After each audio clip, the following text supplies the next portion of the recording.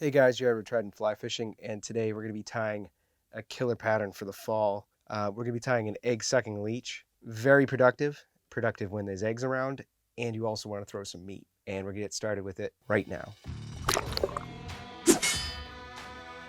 So in the vise, I just have a Gamakatsu B10S in a size 6, and I'm going to wrap this with some 0.2/0 lead wire. I also have a hot orange bead here, size to match. And this is what kind of makes it the egg sucking leech.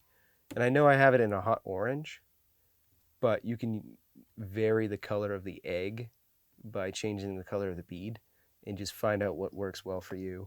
So for thread, I'm just going to use a uni 6/0 and a brown.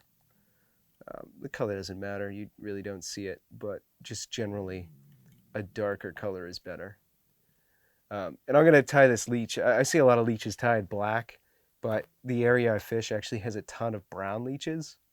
So I'm going to tie this in a kind of brownish black mottled color, and hopefully it's going to look sweet. So for the tail, just like a woolly bugger, I'm going to use marabou. And I have both black and brown. And I'm just going to strip the fibers off and then kind of mix them up. So I'm going to tie this so it's about the length of the body, the hook, and then tie that down. I want this tail to be pretty full. So measure that again. Tie that right on top. Yeah, that looks better. So with marabou, when I have it like this, the easiest way I've found to trim it is just twist it up, make one rope, and then cut it close. So next thing I'm going to do is tie in my wire, and I'm going to use this wire to tie down my hackle. So I'm going to tie this in, bring it back, make sure it's in there good. Next I'm going to grab my dubbing, and I just have a dubbing of brown and black mixed together. So I'm going to just lightly and loosely dub this and just create a pretty fat, messy body. At the end here, I'm going to pick it out with some Velcro, and you'll see it gives it a real natural, buggy look that you want. It's going to push a lot of water and move a lot of fish.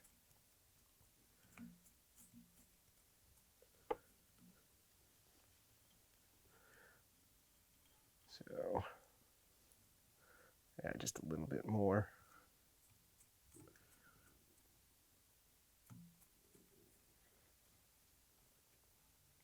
Just kind of keep my taper here.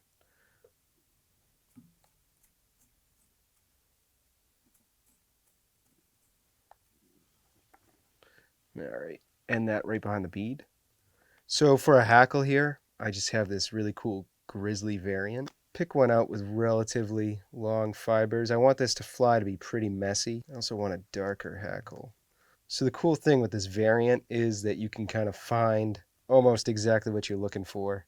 Just going to strip off what I don't need, the fuzzies here, and tie this in right behind the bead, and then begin wrapping this backwards.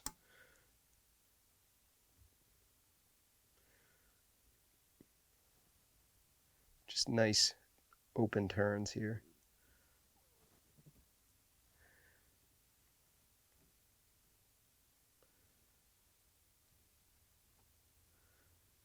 All right, I'm actually going to leave that there. Grab my wire and catch that fiber, that stem, and then just palmer this forwards. And you see I wiggle it so don't trap any fibers down. And then right behind the bead, sweep everything back. Grab my scissors, cut out this stem. So I'm just going to bring my bobbin up, support the hook, and helicopter this wire off.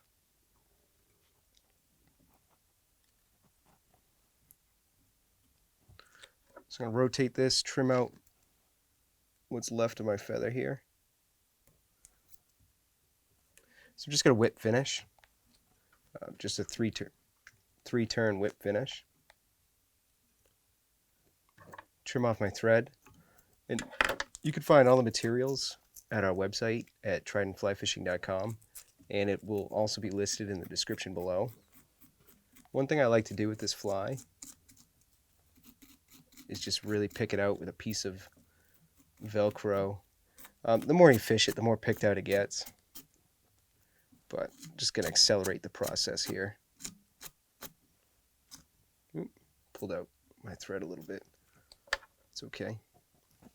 So I'm just going to add a little bit of head cement. Don't forget, guys, to click the subscribe button, click on the bell, and then you'll be notified of all of our future videos. Thanks for watching, and we'll see you next time.